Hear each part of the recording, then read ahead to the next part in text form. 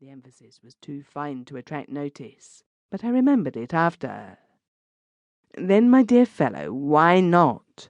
Knock about a bit and see the world. But to my thinking, the best you could do would be to marry again." He shook his head drearily.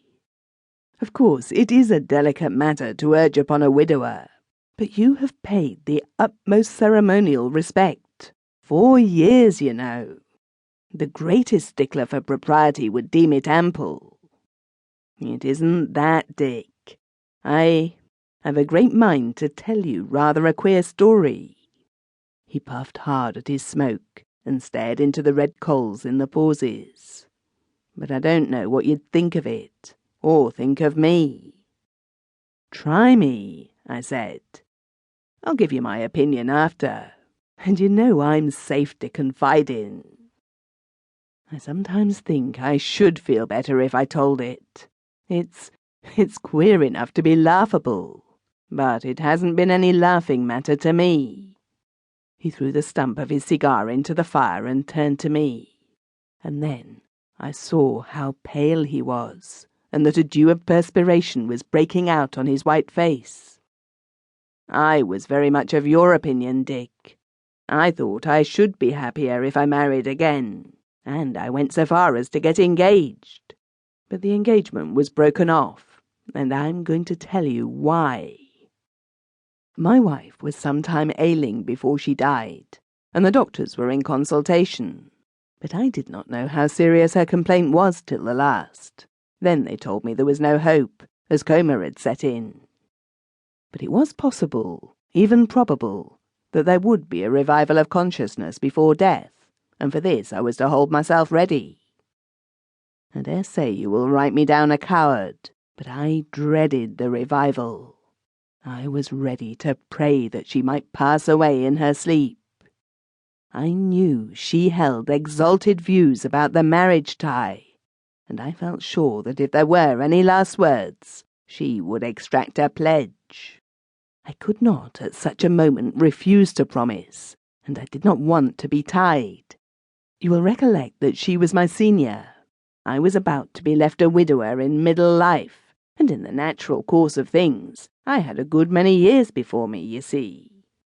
My dear fellow, I don't think a promise so extorted ought to bind you. It isn't fair. Wait and hear me. I was sitting here, miserable enough as you may suppose, when the doctor came to fetch me to her room. Mrs. Enderby was conscious and had asked for me, but he particularly begged me not to agitate her in any way, lest pain should return. She was lying stretched out on the bed, looking already like a corpse. "Tom," she said, "they tell me I am dying, and there is something I want you to promise." I groaned in spirit. It was all up with me, I thought. But she went on. "When I am dead and in my coffin, I want you to cover my face with your own hands. Promise me this." It was not in the very least what I expected. Of course I promised. "I want you to cover my face with a particular handkerchief on which I set a value. When the time comes, open the cabinet to the right of the window, and you will find it in the 3rd drawer from the top.